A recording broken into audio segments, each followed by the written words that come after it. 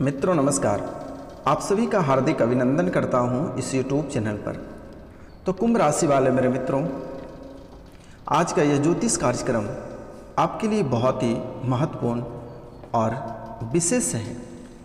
यह आपको महत्वपूर्ण और विशेष तब लगेगा जब आप इसे समझने का प्रयास करिएगा और पूरा वीडियो देखिएगा, क्योंकि कुंभ राशि वाले मेरे मित्रों, आपके जन्म कुंडली में छिपा है करोड़पति बनने के योग, और यह योग आपकी कुंडली में बहुत खास है। कहते हैं कि जिनकी जन्म कुंडली में धन योग होता है उनके जीवन में कभी धन का अभाव नहीं रहता है, लेकिन यह योग तब बनता है जब कुंडली में मंगल चौथे, सूर्य पांचवें और गुरु 11वें भाव में होता है। तो धनवान बनने की इच्छा हर व्यक्ति में होती है, और हर व्यक्ति चाहता है कि उसके पास खूब धन दौलत रहे और इसी चीज़ का अभाव ना हो। इसके लिए व्यक्ति दिन रात खूब मेहनत भी करता है, लेकिन धनवान बनने के लिए किस्मत का साथ तभी मिलता है जब आपकी कुंडली में धनवान बनने के योग्य हों। शास्त्रों में कहते हैं, कुंडली में कई योग के बारे में बताया गया है, और इन्हीं में से एक धन योग है जो कुंभ राशि के जातक के लिए बन रहे हैं। यह ऐसा योग होता है जो आपको करोड़पति बना सकता है। जानते हैं कि कुंडली में कैसे और कब बनता है धन योग, और धन योग का प्रभाव कैसे होता है, इनके बारे में हम चर्चा करते हैं। तो वीडियो के अंत तक बने रहिए, और इस चैनल पे जो नए आए हैं वह इस चैनल को लाइक और सब्सक्राइब अवश्य करें। कमेंट में जय मां काली लिखना ना भूलें मेरे मित्रों। तो कुंभ राशि वाले मेरे मित्रों, जो इस चैनल पे नए आए हैं वो इस चैनल को लाइक करें, सब्सक्राइब करें और अधिक से अधिक शेयर करें। किसी जातक की कुंडली के दूसरे घर को वित्त के घर के रूप में जाना जाता है, वहीं 11वें घर वित्तीय लाभ का घर होता है। इन दोनों घरों के संबंध से ही धन योग बनता है। लग्न कुंडली में दूसरे, पांचवें, नौवें और एकादश भाव को यह धन योग बनाता है। इसके साथ ही अगर कुंडली में दूसरे भाव का स्वामी एकादश भाव में और एकादश भाव का स्वामी दूसरे भाव में हो तो ऐसे में भी धन योग बनता है। इसके अलावा गुरु और शुक्र जैसे ग्रहों की युति भी धन लाभ में बड़ी भूमिका अदा करते हैं। इसलिए कुंडली में इन दो ग्रहों की स्थितियां बहुत ही प्रभावशाली मानी जाती है। क्या आपकी कुंडली में धन योग है? अगर आपकी जन्म कुंडली में मंगल चौथे, सूर्य पांचवें और गुरु 11वें भाव में बैठा हो तो इससे धनवान बनने के योग बन रहे हैं। ऐसे योग वाले लोग जिस काम से जुड़े होते हैं उन्हें खूब धन प्राप्त होता है और खूब सफलता प्राप्त होती है। इसके अलावा जब सूर्य 11वें और 10वें भाव में हो, मंगल चौथे और पांचवें भाव में हो, तब भी व्यक्ति धनवान बन सकता है। अगर आपकी कुंडली में शनि, बुध और शुक्र जैसे ग्रह एक साथ ही भाव में हो तो इससे आपको व्यापार में खूब लाभ होगा और आपको अपार संपत्ति की धन बनेगी। अगर आपकी जन्म कुंडली में 10वें भाव का स्वामी वृषभ या तुला में हो, शुक्र या 7वें भाव का स्वामी 10वें भाव में हो तो भी व्यक्ति धनवान बनता है। लेकिन ऐसे स्थिति में व्यक्ति विवाह के पश्चात ही धनवान बनता है मेरे मित्रों। अगर आपकी कुंडली में शनि, तुला, मकर या कुंभ राशि में हो तो ऐसे लोग भी जीवन में अमीर बनते हैं। जन्म कुंडली के 7वें भाव में मंगल या फिर शनि मौजूद हों और 11वें भाव में शनि, मंगल या राहु में बैठा हो तो ऐसे शेयर बाजार, लॉटरी आदि माध्यम से अचानक धन की प्राप्ति होती है। तो मित्रों, आपको घबराने की आवश्यकता नहीं है। ऐसे तो आपको भी पता है आपके जीवन काल में कितनी सारी समस्याएं उत्पन्न होती हैं। एक तरफ रुपया पैसा को लेकर और दूसरी तरफ कर्ज भी आपको बहुत परेशान कर रही होती है। तो कुंभ राशि वाले मेरे मित्रों, यह कोई साधारण वीडियो नहीं है।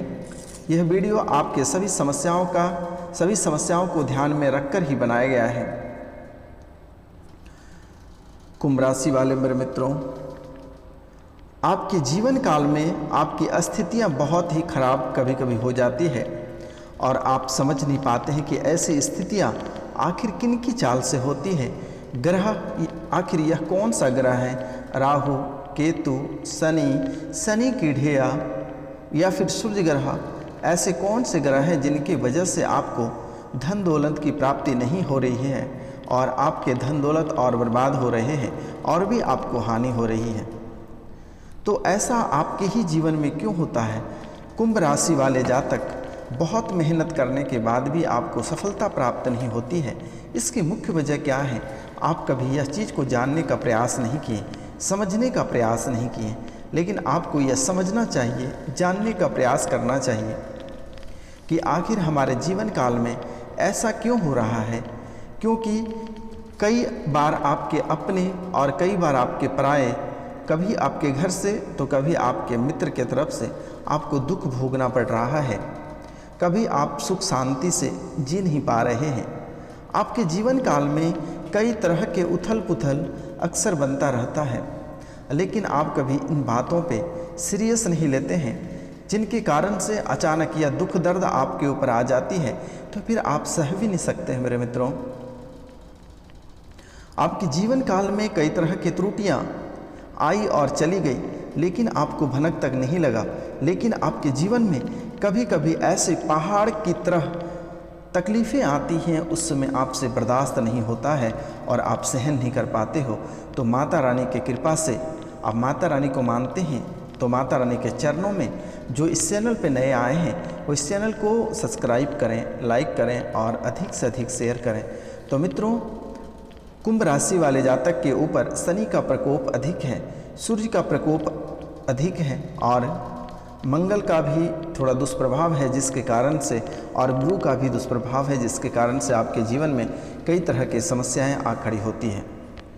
तो सूर्य महाराज को शांत करने के लिए प्रतिदिन सूर्योदय से पहले आपको बिस्तर छोड़ना होगा और इसके बाद प्रतिदिन सूर्य भगवान को तांबे के लोटे से 1 लोटे जल अवश्य अर्पित करें और उस जल में थोड़ी सी गुड़ की मात्रा डालकर ही प्रतिदिन आप सूर्य भगवान को अर्घ दें मेरे मित्रों।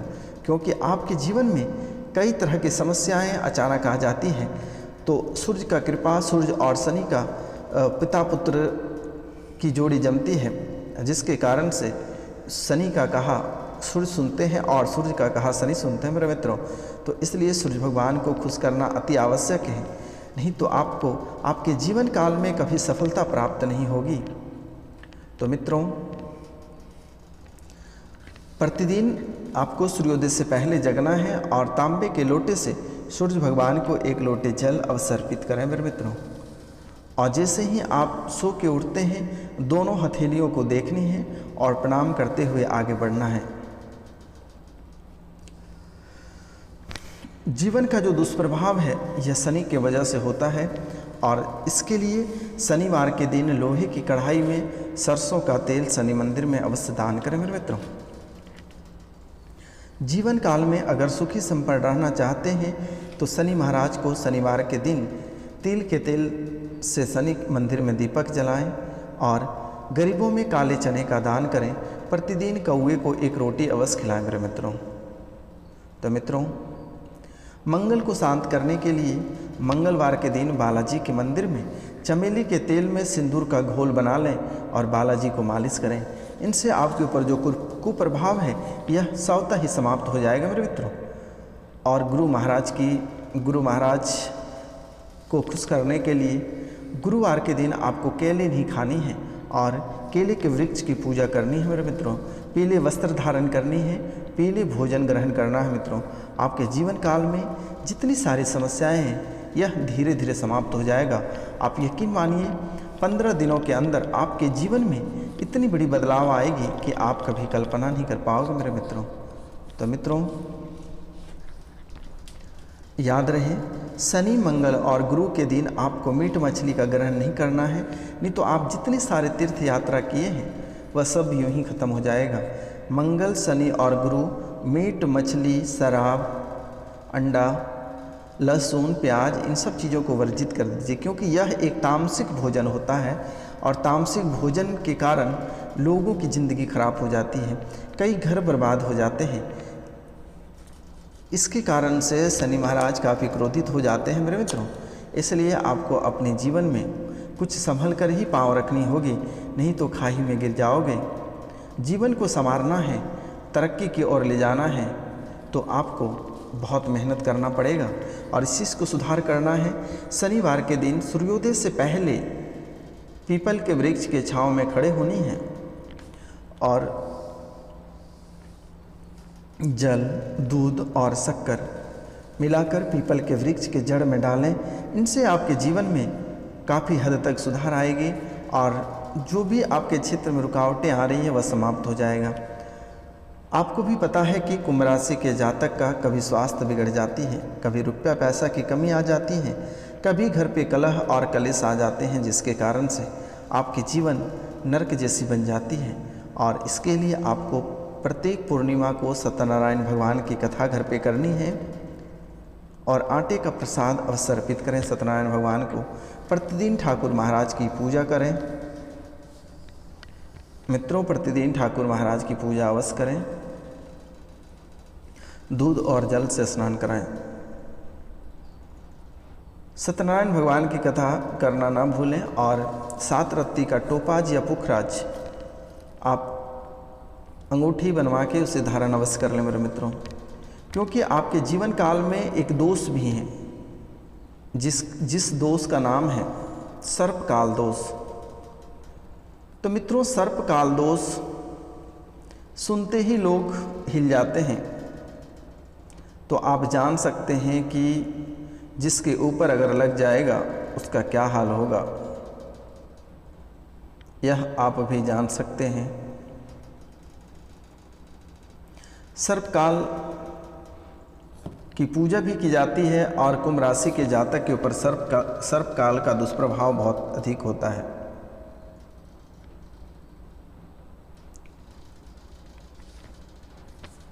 सर्पकाल का जो भयानक दोष होता है, इसका बहुत ही कुप्रभाव होती है। ऐसे बहुत लोगों को पता नहीं होता है कि सर्पकाल दोष आखिर होते क्या हैं और इनके लक्षण क्या होते हैं। तो कहते हैं शास्त्रों में, कुंडली में सर्प दोष का निर्माण राहु एवं केतु की स्थिति पर निर्भर करता है। हालांकि कई लोग काल संपर्क योग को नहीं मानते हैं। आज भाद्रपद मास की अमावस्या में काल सर्पदोष का निवारण के लिए उत्तम माना जाता है। और काल सर्पदोष जो है जन्मांग चक्र में राहु और केतु की स्थिति आमने सामने की होती है, दोनों 180 डिग्री पर होती है। यदि बाकी 7 ग्रह राहु केतु के एक तरफ हो जाए और दूसरी ओर कोई ग्रह ना रहे तो ऐसी स्थिति में काल सर्प योग बनता है। इसे ही काल सर्प दोष कहते हैं। यह दोस्तों जातक को प्रायः स्वप्न में संपर्क का दिखाई देना, अत्यधिक परिश्रम के बाद भी कार्यों में मन मुताबिक सफलता ना पाना, मानसिक तनाव से ग्रस्त रहना, सही निर्णय ना ले पाना, कलहपूर्ण पारिवारिक जीवन जीना, गुप्त शत्रुओं का होना, कार्य में बाधा होना, ये सब लक्षण होती है। और काल सर्पदोष का निवारण हम आपको बता रहे हैं। काल सर्पदोष का सर्वोत्तम उपाय श्रावण मास में भगवान शिव का रुद्राभिषेक करना है। जिनकी कुंडली में काल सर्पदोष है उसे श्रावण में रुद्राभिषेक अवश्य करें। शिवलिंग पर मिश्री एवं दूध अर्पित करना चाहिए। साथ ही शिव तांडव स्रोत का प्रतिदिन पाठ करना चाहिए। अपने घर में पूजा स्थान पर भगवान श्री कृष्ण की मोर पंख वाली मूर्ति का प्रतिदिन पूजा करें। बहते हुए जल में चांदी से बने नाग और नागिन के जोड़े को विधि प्रकार प्रभावित कर दें। काल सर्प दोष निवारण के लिए राहु की शांति की उपाय रात में करें। राहु की पूजा शिव मंदिर में रात में या राहु काल में करें तो बेहतर होगा मेरे मित्रों। इनके लिए कई तरह के उपाय होते हैं और आप किन्हीं पंडित जी से करा सकते हैं। इनके लिए आप किसी पंडित को भोजन भी करा सकते हैं। ब्राह्मण को भोजन कराने से जीवन दान मिलती है मेरे मित्रों। तो ब्राह्मण को भोजन या कन्या को भोजन अवश्य कराएं। बहुत लोगों की शिकायत होती है कि ब्राह्मण भोजन हमारे यहाँ नहीं करते हैं, तो आप उन्हें भोजन के रूप में उन्हें दक्षिणा ही दे दें तो बेहतर होगा। जो आपके यहाँ भोजन लेकिन भोजन कराने का ही प्रयास करें तभी दोष कटते हैं। अगर ब्राह्मण भोजन नहीं कर रहे हैं तो आप कन्या को बुलाकर भोजन करा सकते हैं। उसे मेहंदी और दक्षिणा दान करके घर से भेजे तो बेहतर होगा। क्योंकि मेरे मित्रों, जीवन एक बार प्राप्त होती है, बार बार जीवन नहीं मिलता है। इसलिए आपको जीना है तो बहुत अच्छे से जीना है मेरे मित्रों। क्योंकि जीवन काल की जो समस्या होती है यह बहुत दुखदाई होती है और जीवन चलाना लोगों के लिए बहुत मुश्किल होती है। और इसके साथ ही राहु और केतु, शनि के ढैया बहुत लोगों को परेशान करते हैं, जिसके कारण से लोग उठकर खड़े नहीं हो पाते हैं और बर्बादी के कगार पर चले जाते हैं मेरे मित्रों। तो मित्रों, और हम आपको बहुत महत्वपूर्ण बातें बताने वाले हैं।